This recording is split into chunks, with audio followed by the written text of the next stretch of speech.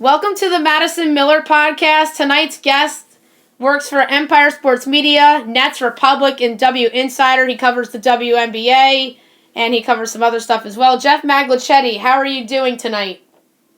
Madison Miller, it's Miller time. How are you doing today? I'm good. Alrighty, so last night we had the Super Bowl between the Bucks and the Chiefs. Obviously, the Bucks with the big blowout win. What are your thoughts on the Super Bowl?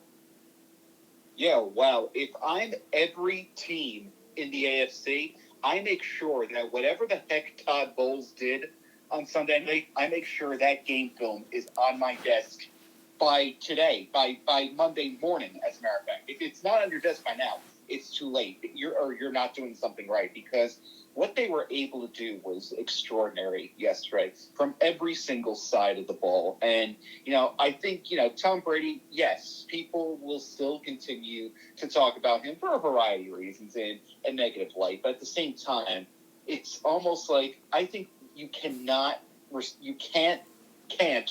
respect Tom Brady, because what he has done has been nothing short of extraordinary. It's not like, say, not to pick on Peyton Manning, of course, but it's not like Peyton Manning's final Super Bowl, where, let's face it, he basically rode a very strong defense to that final win over the Carolina Panthers in Super Bowl 50. But Tom Brady remains, and in that time, Brady has won multiple Super Bowls now since Super Bowl 50, and Brady is playing an active role in Super Bowl championship teams at age 44, at age 45. This is unheard of. This is incredible. And I think it just solidifies just how great he is. And the other thing we were discussing too, what Todd Bowles was able to do. I can't say enough about the great job Todd Bowles and his defense did last night. And I truly think that Todd Bowles deserves another opportunity at the NFL level, because I was in the building the day after the Jets fired Todd Bowles. And if there was one takeaway I got from that, his players were devastated to see him go. They truly felt that they had let Todd Bowles down. So his players absolutely loved him. And let's face it, there was none of that sentiment towards someone like, say, Adam Gase. So I think that Bowles definitely deserves an opportunity, and it was a very good job that Tampa Bay did yesterday, because that defense is strong, and they are young. They got guys like Devin White, Antoine Winfield, both of whom played major roles in last night's victory. So as long as quarterback now, Brady's fantastic, but he can't play forever. As long as they start grooming a quarterback, that team is going to be a problem for a long, long time, potentially, especially with New Orleans potentially in a period of transition if and when Drew Brees retires, and all signs do indicate him toward doing that. And Atlanta's going to be in the same position soon, too, with Matt Ryan edging closer to retirement. Carolina seems to have a good thing with their rebuild going now, but it's nothing that's going to take the Buccaneers down anytime soon. So as long as they start grooming a quarterback, this team has the potential to be a problem for quite a while. I completely agree with you about Tampa Bay, and I think Kansas City's going to be back next year.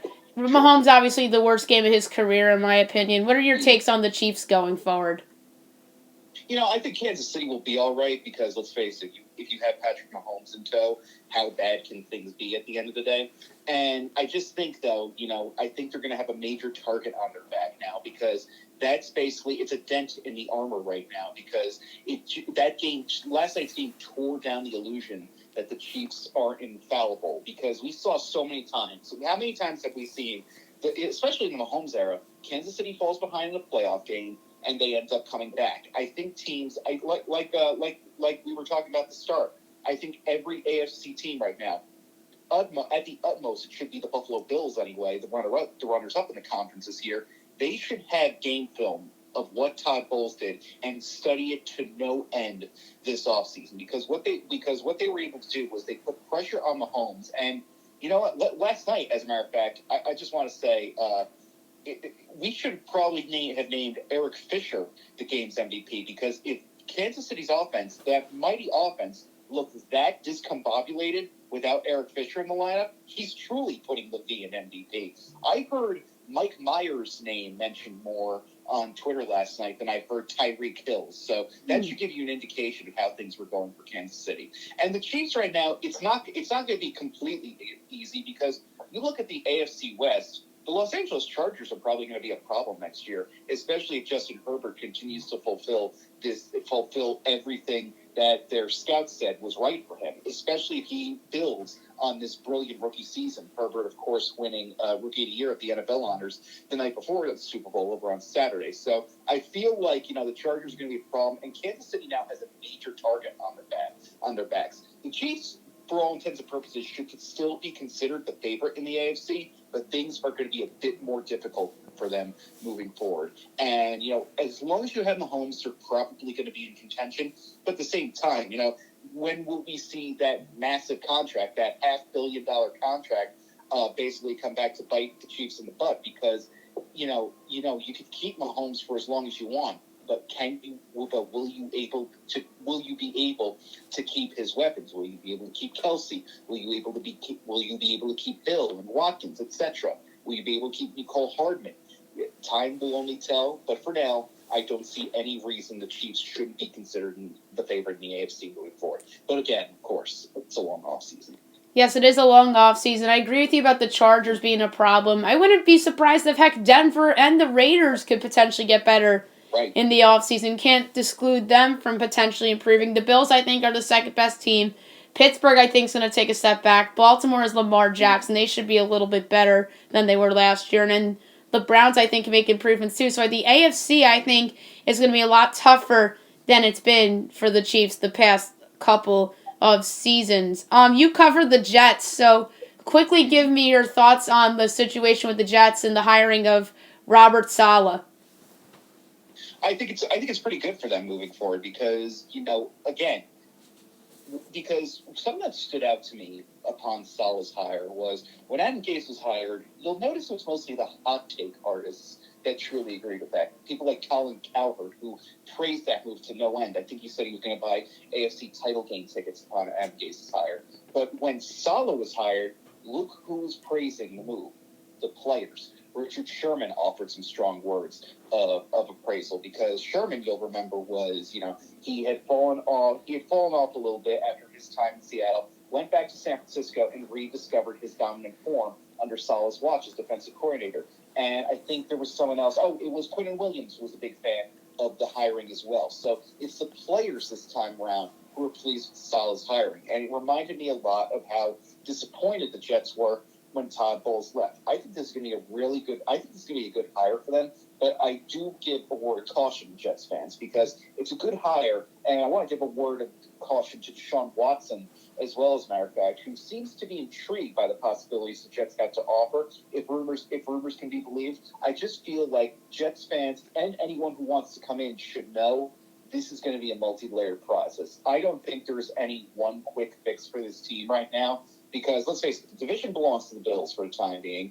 The Dolphins are a team that's teetering on the verge of getting into the postseason. Heck, they would have made the postseason. They would have won the NFC East by, 3 or 4 games in a matter of fact. So I feel like this is going to be a multi-layered process for the Jets. You're not going to come in and you're not going to win 10 games immediately, I don't feel. I feel that this is going to be a bit of a process for them. Give it 2 or 3 years, and then we'll see what's going to happen with this team right now. Because that's why I do caution anyone who wants Watson on this team right now. Because if you bring in Watson as is, it's going to be no different from what he's dealing with in Houston. He's going to be running for his life. He's going to be disgruntled.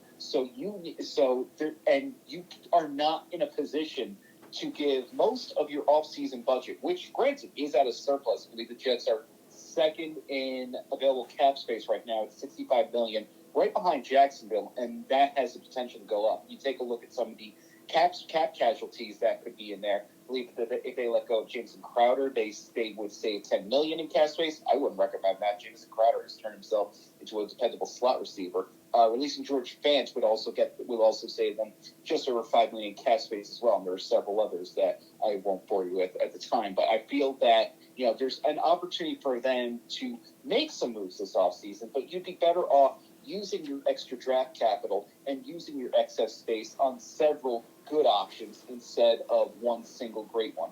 It reminds me a little bit about what the 2017 Giants did. And I'm sorry, Madison, I know this appeared in your the 2017 Giants appeared in your bracket of sadness, if I recall correctly. And I remember that. I remember you had me on for that. That was a lot of fun. That was really fun. But I feel like the 2017 Giants, I feel like we talked about this too, that the 2017 Giants went out and bought themselves a Lamborghini of sorts. You know, they signed Brandon Marshall. They brought in Eli Manning's fellow Ole Miss alum in Evan Ingram. They gave Jason Pierre-Paul a massive contract extension. They used a draft pick on the first legitimate heir to the Eli Manning's throne in Davis Webb. And throughout that process, though, they ignored the mold damage in the basement. And what I mean by that is that they ignored the offensive line, and Right. they ignored Andrew Whitworth. And I don't want the Jets. You don't want the Jets to do the same thing. As a matter of fact, you don't want to splurge on one big purchase when you have several holes to plug. Pretty much is what I mean by that. Yep. I see exactly where you're coming from. And yes, that 2017 Giants was in my bracket of pain. And that's right, I did have you on for that. That was a lot of fun from the summertime. All right. You covered the WNBA a lot, and their offseason got underway a couple weeks ago. To me, the biggest story has to be Candace Parker leaving the Sparks for the Chicago Sky. Does that, to you, make the Chicago Sky the team to beat this year? I've said the past 2 years that the Sky were the team to beat. I feel like their shooting prowess is unmatched. You know, with the couple known as Vanderquigs, of course, Courtney Vandersloot and Allie Quigley, a couple on the court and a couple in real life as well. In their first life, they're married off the court. So, and they're brilliant 3-point shooters. And I thought that was a deadly combination. And I felt that, and you know, they came so close to advancing to the semifinal round. Of course, there was that miracle against Las Vegas, Jerica Hamby shooting from what was basically half court, doing her best Teresa Weatherspoon impression, except a little bit closer, but that's a story for another day. But I swore to myself at the beginning of the offseason that when 2021 rolled around, I wasn't going to pick the Sky as my champions again. And then they go out and sign CP3. And I think this does, long story short, to answer your question, this does make Chicago the team to beat right now. It gives them a weapon that is both experienced from both a seasonal standpoint and a postseason standpoint. What I mean by that is, you know, she has the experience on the court, and she also has, you know, that playoff experience as well.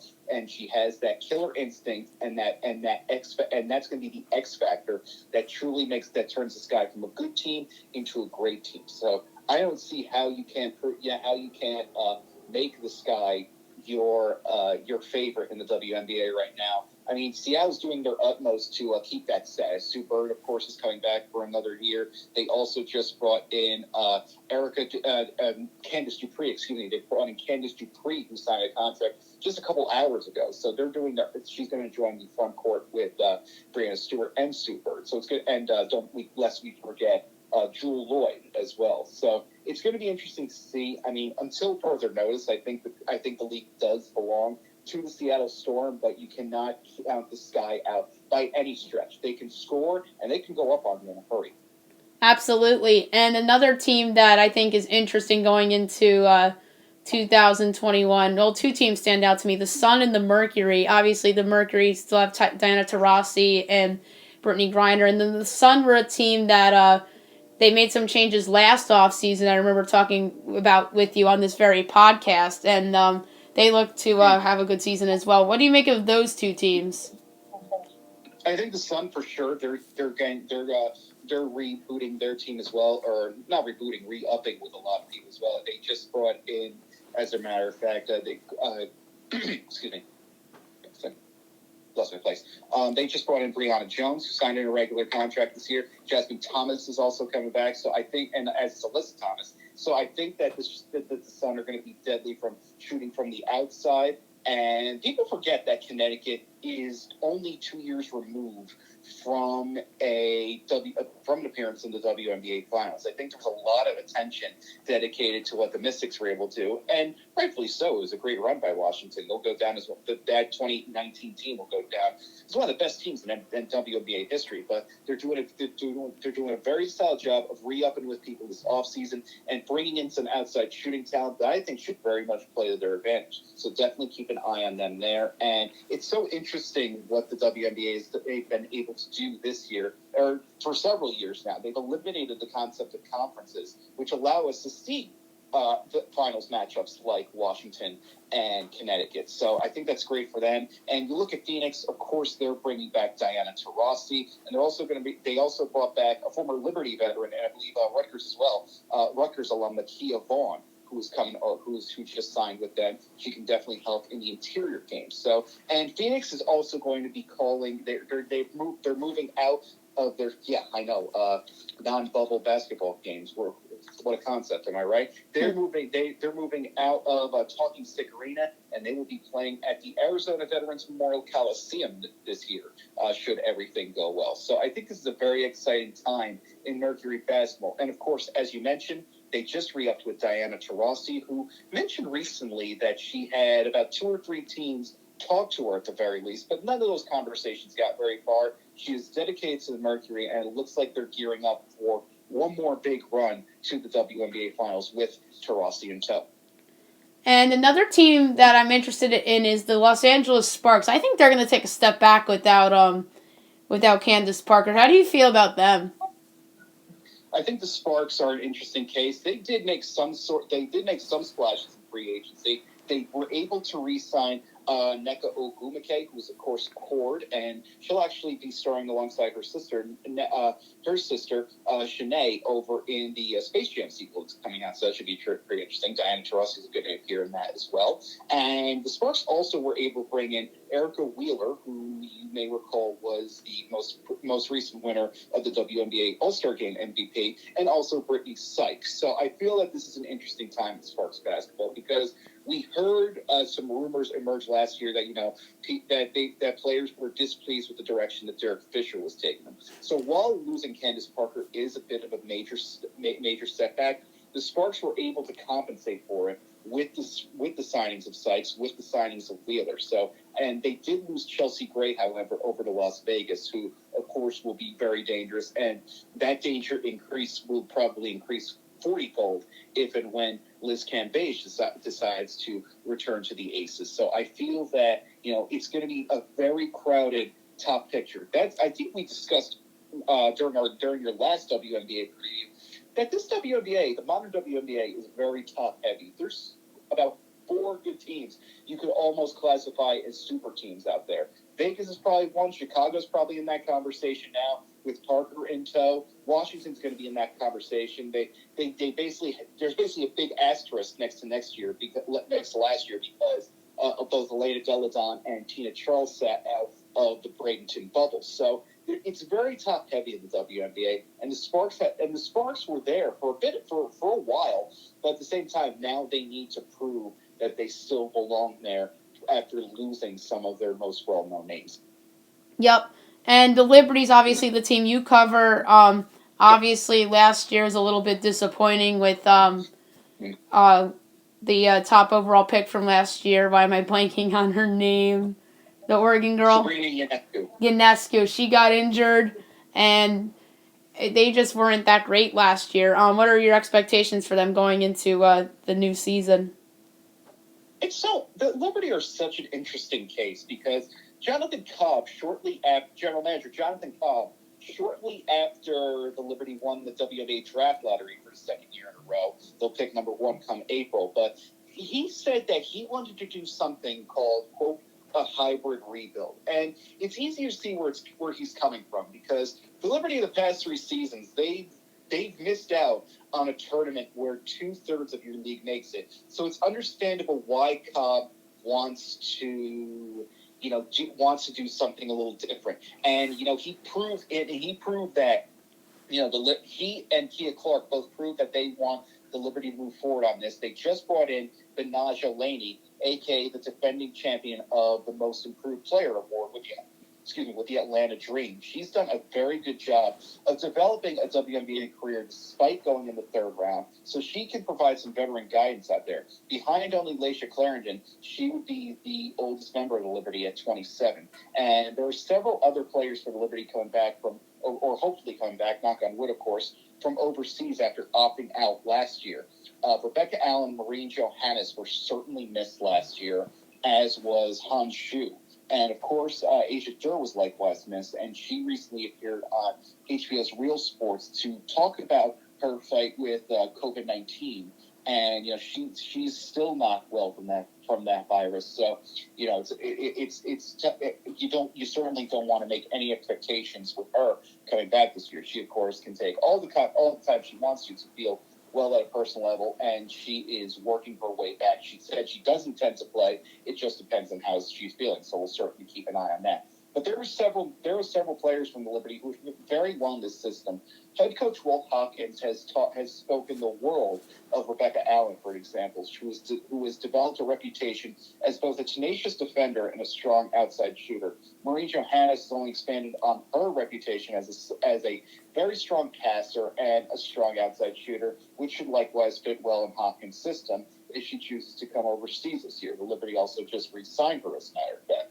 So I think when you look at the Liberty this year, they're tired of losing at this point, and they want to compete. I think Cobb calls this a hybrid rebuild for two reasons. One, they're not going to be in that top half just yet. They're not going to be in the top-heavy penthouse of the league. But at the same time, they want to contend for a playoff spot this year. It's great that they have Ionescu and all, but at the same time, it's time to start producing on the court. And one of the things that's going to be so interesting moving forward is what the Liberty do with the top overall pick, because there is no Sabrina Ionescu in this draft. There isn't even a consensus number one pick moving forward. Many have pointed to Charlie Collier out of Texas, but at the same time, there is no consensus number one out there. There's so many contenders. So what I think the Liberty will look to try to do, I don't think they're done just by adding Benaja Laney at this point. They're going to see if they can find a perfect package for that top overall pick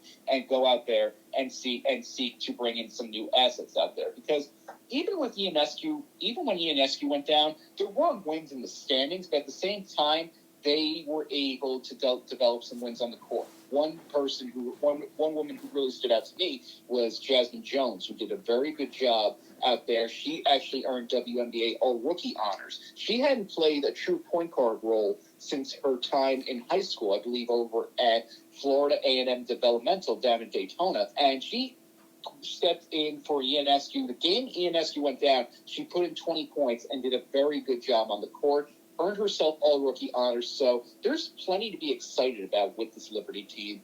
And, they're not going to be in the WNBA penthouse just yet, but at the same time, I think they really want to contend for a playoff spot this year. I agree with you, and I think that not just the Liberty, but I think there's a couple teams in the WNBA that aren't done yet in this offseason. Mm-hmm. And the season that's going to begin on Sunday is the NASCAR Cup Series. Should be a lot of fun. Daytona 500 on Valentine's Day on Sunday, 2:30 on Fox, and then you have the Truck Series Friday night, and then you have Xfinity on Saturday. Give me a prediction of who you think will win the 500, and who do you think could win the Cup Series this year? Oh my goodness, that is a tough question this year, because we've seen the ads, best season ever coming out there, and this field is so packed. It's so great to see NASCAR almost experienced a bit of a resurrection during last year, because whereas most leagues somewhat faltered, they had to go into abbreviated settings and whatnot, NASCAR did a great job. I think Rick Hendrick said it today. He said NASCAR were pioneers, showing that you could do this safely and securely during these unprecedented times. And they did a really good job with that. So I'm interested to see what happens. And we have some new owners at the level this year, of course. Michael Jordan, he apparently he took it personally. He's coming into NASCAR now, and he is formed 2311 Racing alongside Denny Hamlin. Bubba Wallace appropriately going to drive the 23 car, and of course, multi-award-winning artist Pitbull. He's going to be into this now. Ooh. He's started up Trackhouse Racing, and they will be driving the number 99 car with Daniel Suarez at the helm. He's done that with the name escapes me right now over at Trackhouse. He's done He's done Justin Marks. That's it. They've worked together now.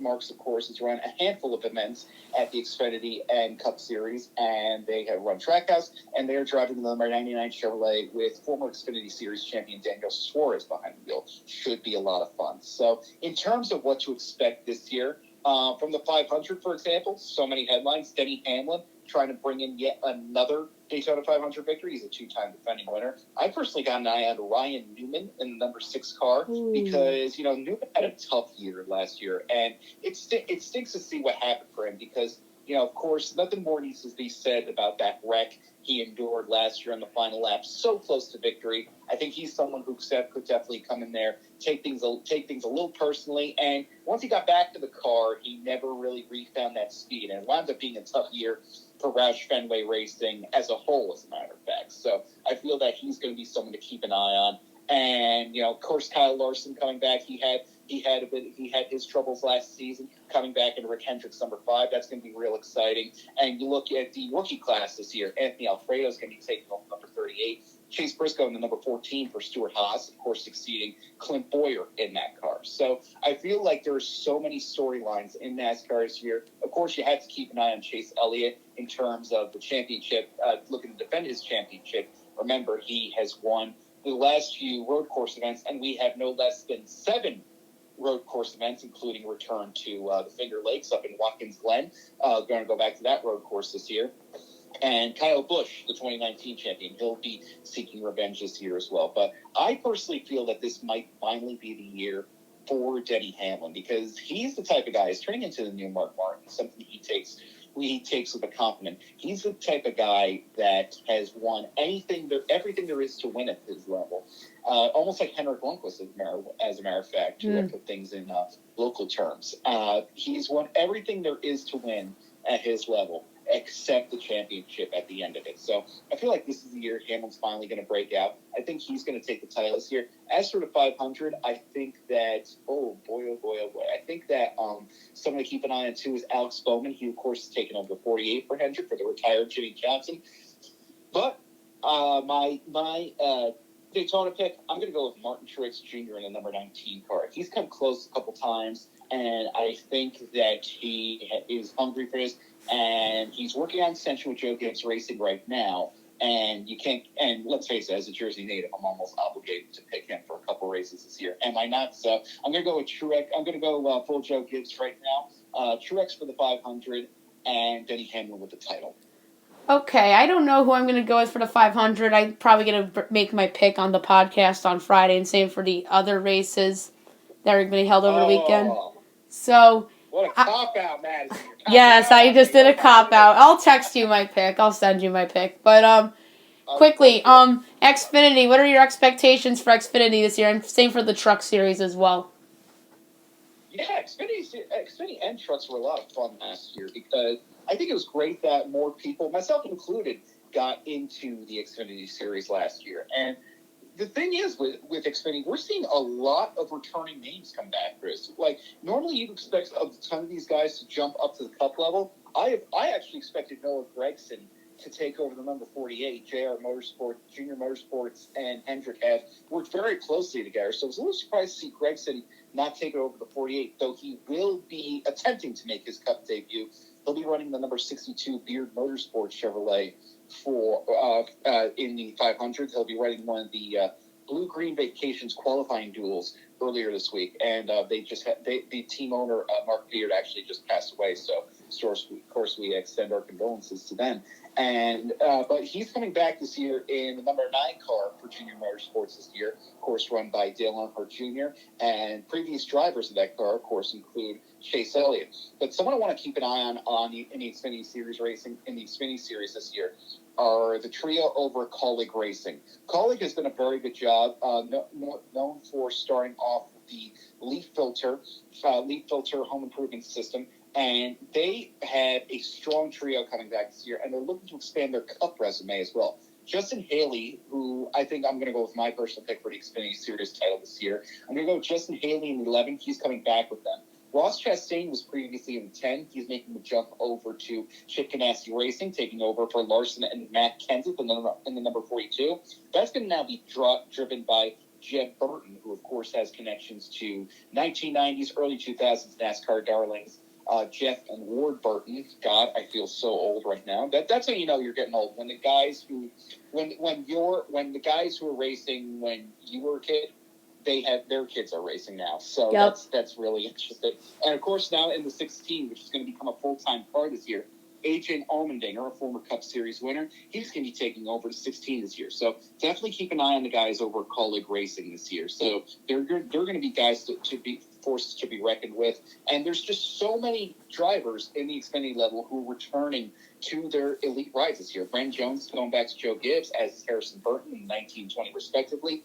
Austin Cindric, the defending champion for Team Penske, he will return to number 22 while also running a part-time Cup Series schedule this year. He's going to go over to Wood Brothers in the number 21. They share a technical alliance with Team Penske, and he's going to run his debut Cup season number 21. So I think he's going to want to go out with a bang as well. But I'm going to I think the real spotlight should be on the guys at Colleague.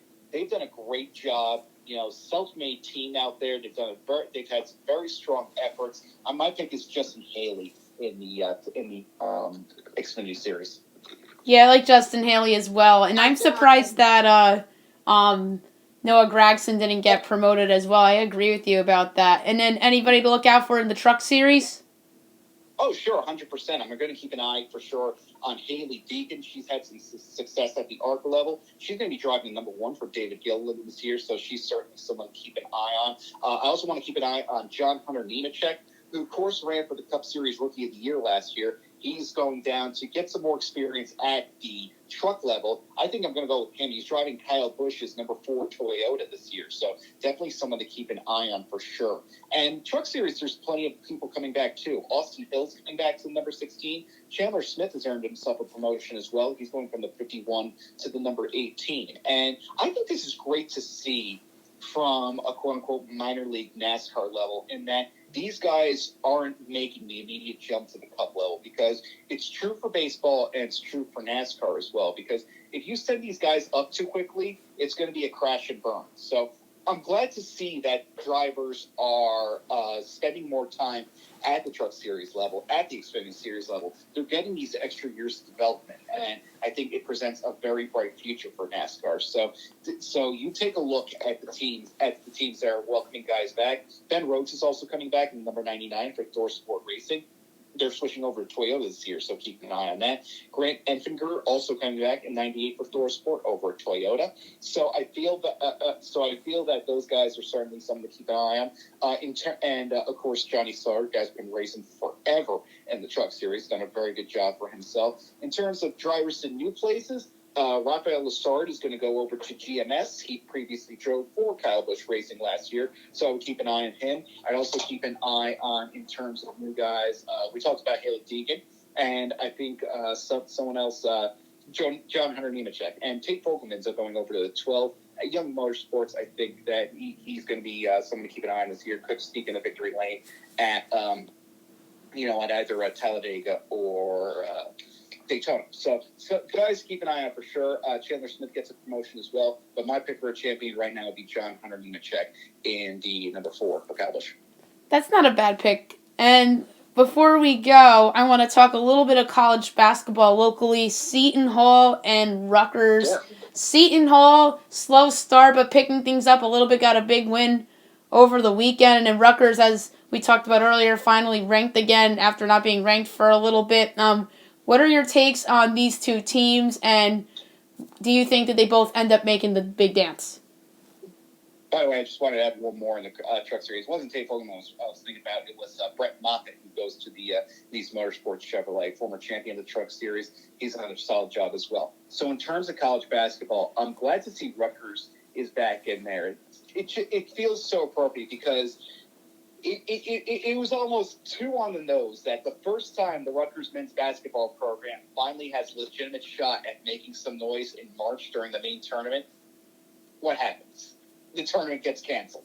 And it just seems so on the nose. So I'm very glad to see that they have worked themselves back up into the top 25 and earned themselves some solid wins out there. And I think that they're going to, if they could just make it to the tournament, I think that's good for them. Seton Hall has done well for themselves as well. They're in that packed Big East Conference, and of course, the conference probably belongs to Villanova until further notice. But you look at what Seton Hall has been able to do this year. They could have crashed and burned with Miles Powell leaving. But at the same time, they've done a very solid job for themselves. They took Villanova to the brink twice, losing their 2 matchups with the Wildcats by a combined 10 points. It took Creighton everything in their power to beat the Pirates of Newark, losing by only 4. But Seton Hall has since recovered with wins over Providence and UConn. So they've done very well for themselves. And that win over UConn up in Stores, that was their first win against the Huskies since 1997. So I think that it's a very strong outlook for major New Jersey college basketball out there. It's been a strong time for them.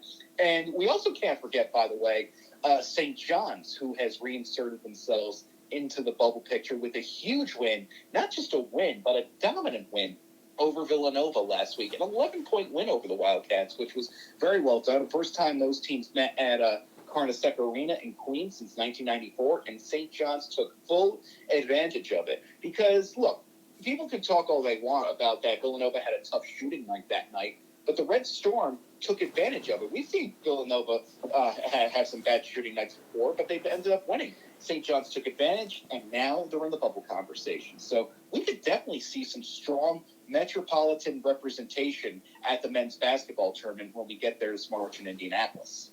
Yes, we can't forget about St. John's. I had Derek on the show the Sunday before the Villanova game. He's obviously a big St. John's guy, and we talked about the win over Marquette.